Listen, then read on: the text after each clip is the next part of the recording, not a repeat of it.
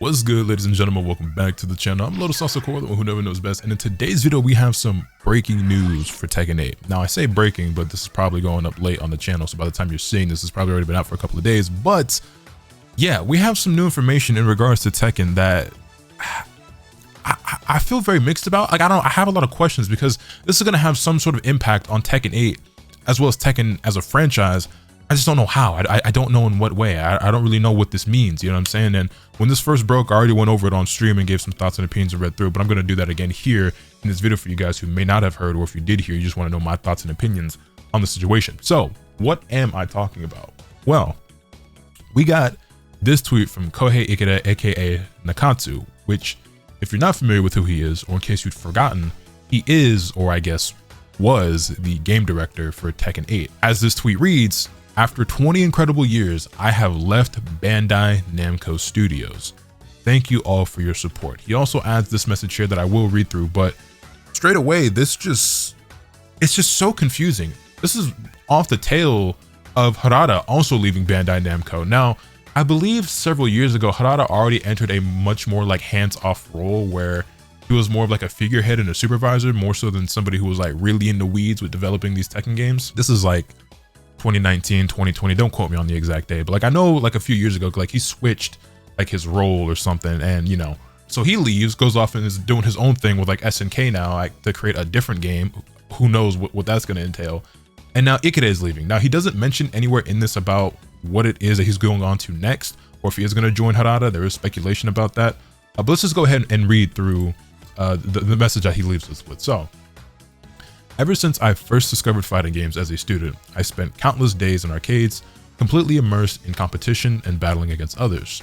For someone like me, becoming part of the company I had always admired, Namco, was truly a dream come true. Looking back now, I realize that the opportunity that led me there was made possible by the many friendships and connections I built through fighting games and the people I met along the way. As I reflect on the past 20 years at the company, I remember first stepping into game development through Soul Calibur 4. Later, I was given the opportunity to work on the Tekken series, a franchise that had a tremendous impact on my life and one that I had always hoped to someday give back to. Being surrounded by passionate and incredibly talented mentors and colleagues, and dedicating ourselves wholeheartedly to game development together remains one of the most cherished experiences of my life. In particular, being entrusted with the role of game director for Tekken 7 and Tekken 8 gave me the opportunity to connect with fans and members of the fighting game community from all around the world. Sharing excitement, celebrating together, and spending unforgettable moments with all of you became one of the greatest treasures of my life. There were many joyful moments, and many difficult ones as well. There were times when we celebrated together, and times when I received passionate criticism and encouragement. Yet, every one of those moments helped push both myself and the Tekken project forward. Whether it was hearing someone at an event say, "Thank you for working so hard for us," or being told, "You need to balance the game better," every one of those comments supported and motivated me. For that, I am truly grateful. And to the development team members who fought alongside me for so many years, I can never thank you enough. There was no doubt that everything we achieved was possible because of this team. I'm deeply proud that I had the opportunity to create games alongside such incredible people who poured their hearts into this work. While my role leading the team as game director is coming to a close, the values that both I personally and the Tekken project have always cherished, staying close to the fans and the community and building the game together with everyone, will never change. I've entrusted those values and that baton to the incredible team that will continue shaping the future of Tekken. As I look forward to the future of Tekken and the FGC, I will also continue taking on new challenges as a game developer. I hope our paths cross again someday. Get ready for the next battle. Everyone who has supported me throughout this journey, thank you from the bottom of my heart. With gratitude to Tekken fans and the fighting game community all around the world, Tekken project game director, Kohei Ikeda Nakatsu. So I know there are a lot of mixed feelings and polarizing opinions when it comes to Harada and Nakatsu and Michael Murray. The reality is most people are not really aware of what decisions these three people make, or I guess were making, when it comes to this game, how much power influence they had, like what their specific role was and what they are in charge of approving, denying, okaying, developing, whatever the case may be. I think a lot of people like to kind of run with this narrative that they're either saving the game or ruining the game without really knowing what that means. But we do understand that they do have some influence and power over this game, or at least, you know, they did. I guess Michael Murray is the only one left out of those three. There's also Yasuda, but Yeah, it's just very confusing. Regardless of what your opinion of Nakatsu is, it's, some people point out that he worked on Soul Calibur and they like to blame him for some of the stuff that exists in Tekken 8 that they don't like, and say that he's part of the reason why Tekken 8 is the way that it is, or was the way that it was. Things are getting better, which is what makes this all that much more confusing. I've seen Nakatsu get blamed for the things that people don't like about Tekken 8, but he was also there for Tekken 7, which a lot of people loved and then hated and then loved again in retrospect. You know what I mean? Especially in comparison to Tekken 8. And you know, at this point now, people have mixed opinions about Tekken 7, and there's revisionist history going on with that game. But regardless, he's been working on the series. He's been working with Bandai Namco for 20 years. He's been around for a while. So while he was the game director of Tekken 7 and Tekken 8, he also worked on games like Tekken Tag 2, which again is a cult classic, a fan favorite, and is a game that is hailed by a lot of people, especially the ones who, like, you know, passionately played at the time, as one of, if not the best Tekken game. You know what I mean? And see, my mind's going a million miles an hour because I didn't speak about this at length on stream. I just kind of like briefly touched on it because I knew I wanted to talk about it on camera with you guys for a YouTube video. But I guess I'll start with part of what makes this so confusing is that Tekken 8 right now is on the upward trend. Things are going in a good direction. I would say that right now, I'm personally of the opinion that Tekken 8 is probably in the best state it has been since the game came out. When we're talking about overall, you know, design, mechanics, balancing, and so on and such forth, right? I think it's probably the best version of the game thus far, and we still have a ways to go. Like, the game could still be better. It's not perfect, but I do think this is the best version of Tekken 8 so far. That's my opinion. You can feel free to disagree. There are obviously things that I'm still not a fan of when it comes to characters or the rank system or things of that nature, but I do think that the game is a lot healthier than it was. So this begs the question, how responsible for these last two patches specifically was Nakatsu, or Harada for that matter, right? How much input did they have? How hands-on were they? What role did they play? And the same applies and extends to Michael Murray and Yasuda, right? It makes me wonder, like, are they leaving now because they think that the game will be fun and they want to move on to other things? Were they at odds with somebody at Bandai Namco? Was there discourse between Tekken Project and Bandai Namco?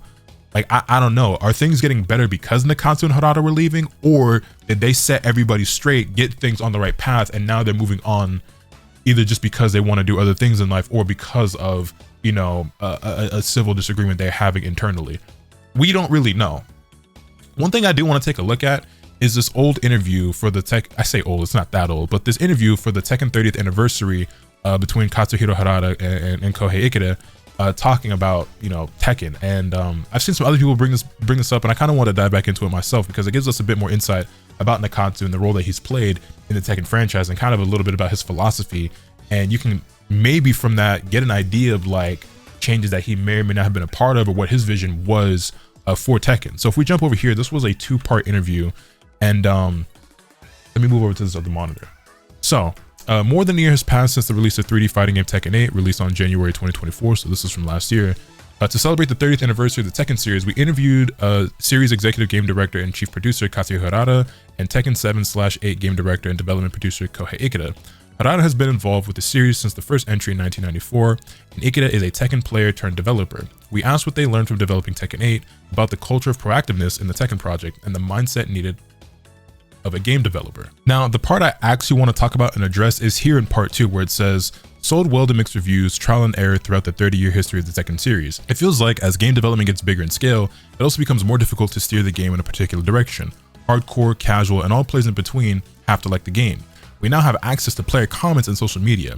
How do you navigate the current landscape? And Harada goes on to say, that's a tough question. Things that sell have their fair share of lovers and haters. Hardcore players will rave over something they like, but when they say something negative, the message has great reach. Casual players, on the other hand, won't even post on social media even if they like something. That's why it's possible for a game to sell well even if the reviews are mixed. So mixed isn't always a bad thing.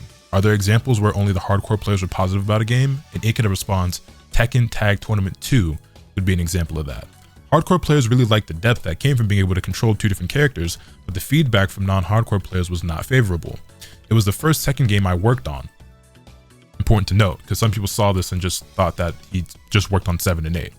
It was the first Tekken game I worked on and played the game before that non-stop, so I was really motivated to make Tag 2 a good game. So with that mindset, I asked for ideas from the team and incorporated the concept of having exciting battles by having control over 2 characters. We even made a mechanic that let players do air combos while switching characters, which needed complex execution.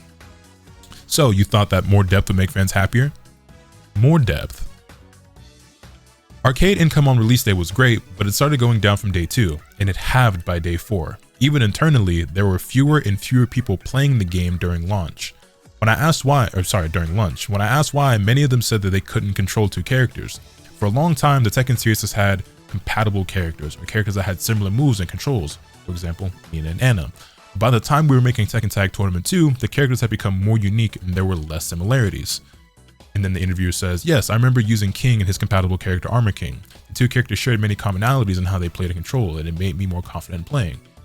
Ikeda responds, it made me realize that I wasn't looking at the big picture. There aren't many players in a world like me who can execute complex controls. Worded differently, Tekken sells millions of copies because it's accessible to non-hardcore players as well.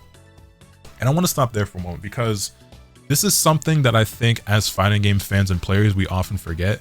If we look at somebody like, I'll just use myself as an example, right? When it comes to Tekken 8, I made it to God of Destruction rank in season 2, you know what I mean? That put me in, I don't remember the exact number, let's just say top 5% in the world of people who play that game. You know what I'm saying? The people who, of everybody who plays Tekken 8, that put me in the top 5% of the player base, which I don't take particular pride in. I don't think it's that big of a deal, but the numbers are the numbers, right? That means out of the millions of copies that have sold of that game, of the millions of people who have played and of the thousands who still play to this day, I was in the top 5%. And if you think about everybody who's just touched the game casually or played it, picked it up, put it down, whatever, just people in the world who play fighting games, I'm probably closer to like top 1% of Tekken players. Now, I don't say that to brag or boast or like, because in my head, I don't think I'm that good, but it just goes to show the point is it can be easy to forget how much more advanced or skilled you are at something when not considering the people who don't do that thing as much as you. And what I mean is, so I'm sitting here editing this video and I just wanted to chime in and re-articulate what I was initially trying to say because I felt like it was long-winded and I didn't do a great job. The point I was trying to make is that it can be very easy to lose sight of the bigger picture or forget about the casual audience once you've reached a certain level of proficiency in whatever field, craft, subject, whatever your area of expertise is, right? And for Nakatsu, that was the case. And so he needed to take a step back from his competitive nature and think about the players who are much less skilled and less experienced than himself. This is the type of thing that we touched on in that game balance video that I did a reaction to where I spoke on it, whereas like I often try to do that myself as a creator and be that bridge between the casual side and the more competitive side. And there are many other creators who've, you know, grown since then, or since I've been around, that do the same thing. And so with Nakatsu, it wasn't from like a content creator standpoint or trying to teach people the game, but trying to create a game where it's like, how do I make that bridge, or how do I bridge the gap between the casual players and the competitive players? And that's a never ending struggle that you face when trying to create these games, right? And we'll touch on it more as this video goes on, but basically it seems to me that he had to implement some things that were kind of against his nature. And now with Tekken 8 is kind of falling back on that original like vision or desire he had, or at least maybe he was, but now he isn't because he's gone. I don't know, but we'll continue with the video. But regardless, let's continue. There were examples of this. I started working on Tekken after Tekken 6, and when a senior developer asked me what the series needed, I told him a fleshed out practice mode because I was thinking from my hardcore player perspective, naturally. But when we looked at the post-release questionnaires, many people praised the scenario campaign mode or the amount of content in the game, but nobody wrote anything about the practice mode. That's why I decided to learn more about our players before starting development on Tekken 7 and Tekken 8. Again, going to show that the things that the casual audience values are not the same as players like myself or maybe some of you guys at times, right? Which we've spoken a lot about the things that people value and what can make the fighting game genre more successful and,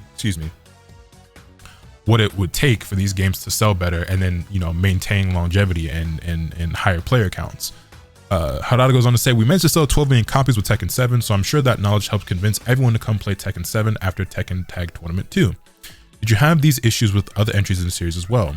Tekken 4 was the opposite of Ikeda's example, where the game sold well but reviewed the worst in the series, which is crazy because like maybe competitively that game wasn't great because it was broken, but like Tekken 4 is so sick. Like the aesthetic, the visuals, the music, the chef's kiss. Tekken 4 is so sick. Popping in again one more time here because there's a very important line in this article that I skipped over in the recording that I do reference later, but it's important to acknowledge it now because it reads, The Tekken games before it sold very well, and the experience led to some misguided wisdom. Why is this important? The Tekken franchise had already been successful, and they thought that they were learning why those games were successful and how they can improve it to be even better, only for the game to come out and be successful commercially, but to be a failure in terms of like reviews and just how much people enjoyed it, right?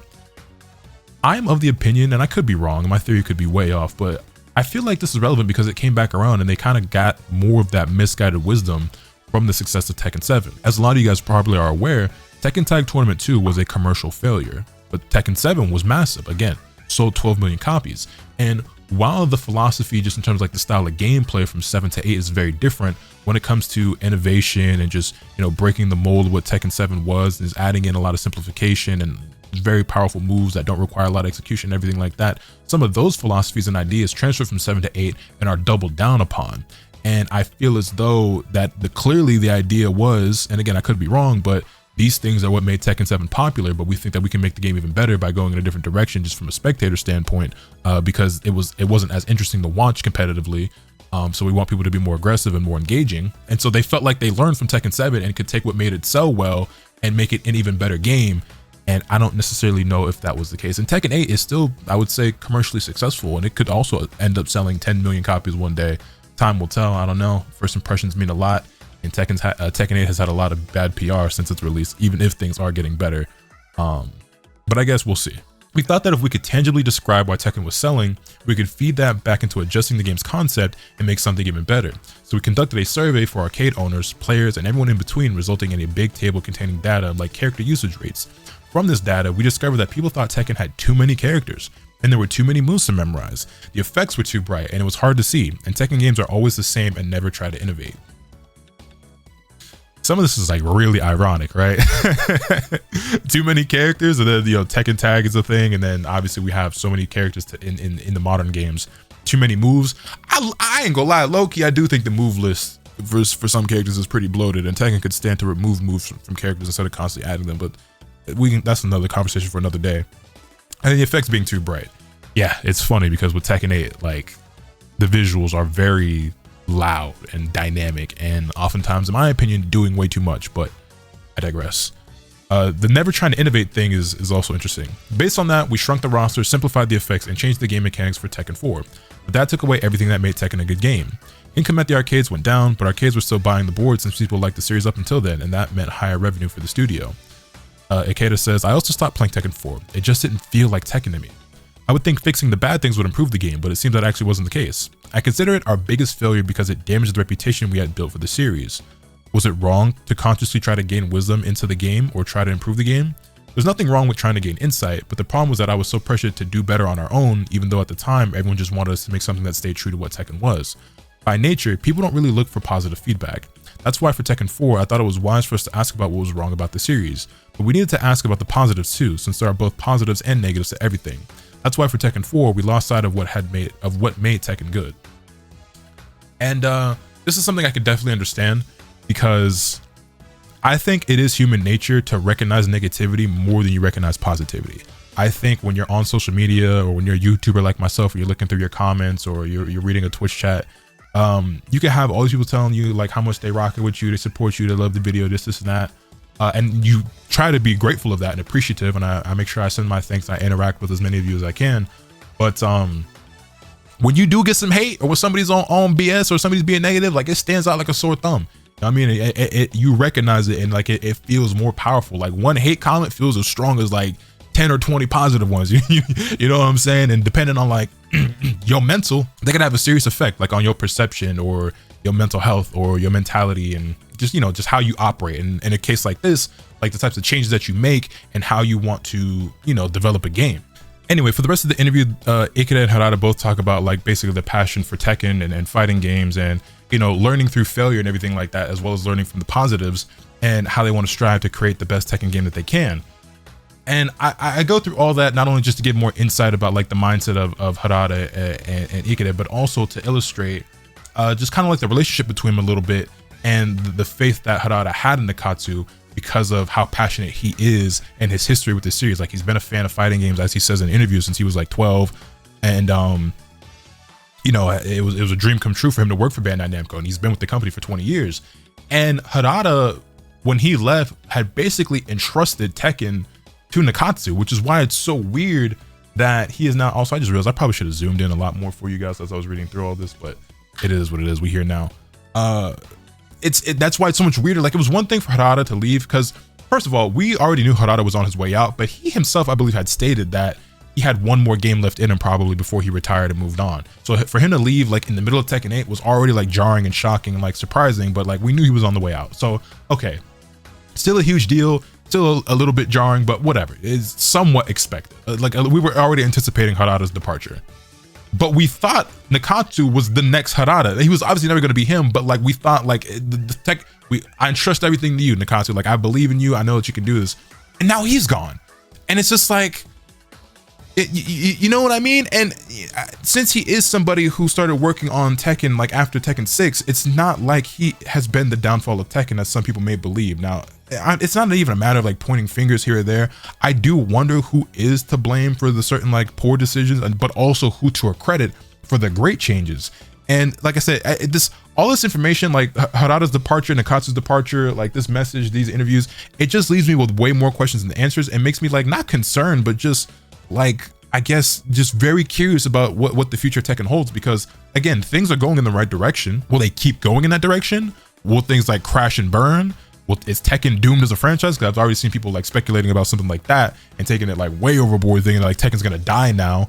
I don't necessarily think that's the case. Now, could things crash and burn in Tekken 8 and they still make another Tekken game in the future, and then that does poorly and then the series fizzles out eventually? Maybe one day, maybe, but I still think that's being very pessimistic about the situation, because we have no reason to think things are going to go in that way, because we're still at this point in time, you know what I'm saying? Because we don't even know if Nakatsu is the reason why the game is getting better right now. Now, and that, we don't even necessarily know if that will get proven by his departure or not, because there's still so many other variables and factors, right? Like, I'm sitting here and I'm just like thinking back of like the history of like Tekken 8. I say the history like the game is that old, but when you think about it, right, there was also, I wonder if I can find it, but I remember there was a tweet Harada put out about how like Nakatsu, I don't know if his role was changing or if he was oh God, but basically like there was, it was like after season 2 came out, okay, okay, let me slow down. With Tekken 8, there have been multiple times where we were promised something or thought a certain style of patch or change was coming, and they kind of did the opposite, right? Many players, many streamers, many creators have spoken on this and speculated or theorized or just like talked about how it feels like there's like a lack of communication between like the teams that are working on this game, where one like group of people is promising something, but then the people who are actually working on that thing are doing something else entirely, whether it's because they're being directed differently, whatever the case may be. Obviously, the season 2 patch and reveal was a catastrophe, an absolute nightmare. But as bad as that was, although the change that followed was very, very incremental, change did follow, and season 2 did get better and better and better and better throughout its lifespan, bit by tiny bit, okay? And it was after season 2 that I remember Harada saying that Nakatsu was basically just gonna have a larger role. Like, I don't remember like what it was exactly. If I can find the tweet, I'll put it on screen, but Nakatsu was gonna be more involved, essentially. And it seemed like they were very like hesitant or reluctant, or just very like the opposite of heavy-handed, I guess, light-handed. They were very light-handed with some of the changes they were making. And then season 3 drops, and it's kind of, they did the same exact thing again, where they back to basics, you know, that whole meme. And then we get a patch that was very underwhelming and disappointing. But then again, these patches that follow are really good. So it's like, I wonder again, like, if Nakatsu, so that might be some evidence that Nakatsu was doing good for the game and was playing a role that we should not be celebrating his departure, you know what I'm saying? Because maybe he is the reason why season 2 was getting better and better, and then season 3 drops. What's the explanation there? I don't know. But then again, 2 pretty good patches, arguably 2 of the best patches in all of Tekken 8, if not the best ones that the game has gotten so far. Although I do immediately think of when like some of those high safe on block power crushes stopped being heat engagers. That was crazy. That was ridiculous. Boy, can you, man. Anyway, yo, Victor Nazu said it was so stupid. Regardless, it feels like he very well may have played a role in improving the game And now that he's gone, the game could get worse or stagnate, plateau, or it can continue to improve. Like I said, I don't know who's entrusted with everything now, who's going to be the final decision maker. Obviously, Michael Murray is one of the names that we still know, and Yasuda, as I mentioned before. But because I just have way more questions than answers. I don't know. I'm not excited about this, but I'm not like dooming about it either. I do think it's worth noting though, which was kind of the point I was trying to get across with referring to like that old interview and everything like that, is that Nakatsu is somebody that is a fighting game player at heart and was a bit more competitive and advanced. I say a bit, but he you know what I'm saying? He's a competitive player turned developer, you know what I'm saying? So his initial mindset, like his instincts are not to think about the casual fans, but the more hardcore players. And obviously he learned that he has to think more about the casual audience, but I don't think he ever completely abandoned that, right? So like if I were a betting man, what I'm trying to say is that I would bet that he's not at least solely responsible for some of the like the really nutso changes and decisions when it comes to Tekken 8 in terms of like character power being so high and all the floor blasts and wall blasts and you know everything about Tekken 8 that gets highly scrutinized, and a lot of which for good reason. I don't know if that's really his doing. I'm sitting here thinking about all this information, right? And this is where my head is at right now. So Nakatsu is a Tekken player turned developer, okay? And he's somebody who was more on the competitive side than the casual side. Took fighting games pretty seriously. After Tekken 6, he starts working on Tekken and says that he thinks the thing that the game needs the most is a more fleshed out practice mode. Because he's thinking from like a more hardcore player perspective. But then, you know, they take these surveys or whatever. People talk about the things they love about the game. And Tag 2 had a much better practice mode than Tekken 6, but no one's really talking about that. They're talking about the scenario mode and all those other like kind of casual perspective things. And it's like, oh, okay, so I'm not seeing the bigger picture. Like the casual audience, they don't really care about this stuff the same way that I do. And also Tag 2 is infamously one of the poorest performing games in the franchise, and people famously talk about how it almost killed Tekken, like how it almost killed the franchise. Tekken 7 comes out, completely changes the narrative, blows up, massively successful, 12 million copies sold. And so it seems to me that they looked at Tekken Tag 2 as too complicated, so they dumbed the game down, okay? And because 7 was so successful, they could have potentially gotten more of that misguided wisdom or some confirmation bias and going, hey, okay, we dumbed the game down, made it simpler, back to only one character, which obviously it's not like the next game after Tag 2 was going to be a Tag 3 or anything like that anyway. I mean, Tag 1 came out after Tekken 3, and then you get, you know, 4, 5, and 6 before Tag 2. I said that to say that it was probably going to be another 1v1 game regardless, but then you have other things like they introduced power crushes, they introduced rage drives, rage arts, they start giving characters like these really powerful tools, you know, and there was definitely some criticism from hardcore players with 7's release. Like I said, there's like, depending on who you ask, you're gonna get a very different opinion about what Tekken 7 was and how good it was and how much people like it. But it seems that they looked at the success of Tekken 7 and said, okay, we got to double down. Like that game was massive. We got to go even harder with Tekken 8 in that direction, which is how you get this super aggressive, very easy to pick up. Anybody can do a 50-50, super canned mix-ups, God buttons everywhere. You know what I'm saying? Like that's how we get to this point. And Nakatsu probably did play a role in that. And he might have even been one of the people pushing for that because of, you know, what he felt that he had learned previously working on Tekken. But I'd also be willing to bet that the change that ensued probably also came from him, where it's like, okay, might have gone too far, got to tone it back down. Because it seems to me that, again, that he initially had a different perspective. He had a different way of looking at things and a different vision or philosophy for how Tekken should be and how he wanted it to be. And I feel like that original like vision might fall more in line with most players like myself and you who are watching this, you know what I'm saying? So I don't know. Again, what does this departure then mean? You know, will things continue in this direction, or will they just go back to doing what they were doing before? I guess that depends like on how large of a role he really played in these changes, the initial design of the game, as well as like the things getting toned down. Yeah, I don't know. I didn't mention it in this video, but you gotta remember they also like fired the original balance team or something like that, or I forget how it works exactly. There was like a team that used to work on Tekken. I guess they got replaced for Tekken 8, and because of all the criticism, those people then got fired and then replaced with the older team. Which didn't seem like it made a difference at first, but maybe again that was part of it and things. That's another thing as well to keep in mind. Like maybe there with shit that was like planned in advance, because I'm not a game dev, so I'm not gonna pretend to understand everything and like the cycle of how this stuff like gets developed and then like, you know, how quickly it rolls out. But it seemed to me that like season 2 was such a disaster, because while they did consider everybody's feedback and criticism and input, they were probably already done or nearly done with season 2 and that patch and everything that they were designing and planning by the time they gathered all their stuff and like made the promise that they made to us. So then it came out one way, even though they were already working in the background on how to like change it, you know what I mean? Again, still doesn't like fully explain season 3's like initial patch, but whatever. Not that season 3 was anywhere near as bad as season 2. It's just like you just wanted better. But again, these last 2 patches, they are really good. So I'm not tripping too much about that.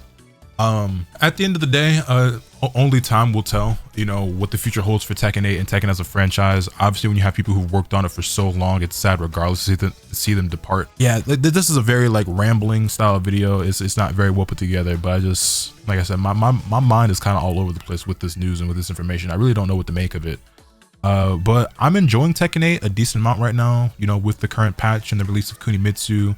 And while the rest of the characters in this season aren't characters that I care about, I am looking forward to the future patches of the game and just, you know, what a potential season 4 or 5 could hold and whatever game comes after Tekken 8, you know what I mean? So yeah, man, that's pretty much it. That's where I'm at with it. Let me know your thoughts in the comment section down below. Hit the video with a like if you enjoyed, subscribe if you haven't already so you can stay tuned for all this content I'm bringing you. With all that being said, that's pretty much all for today. Remember, the cap swing the bat. Later.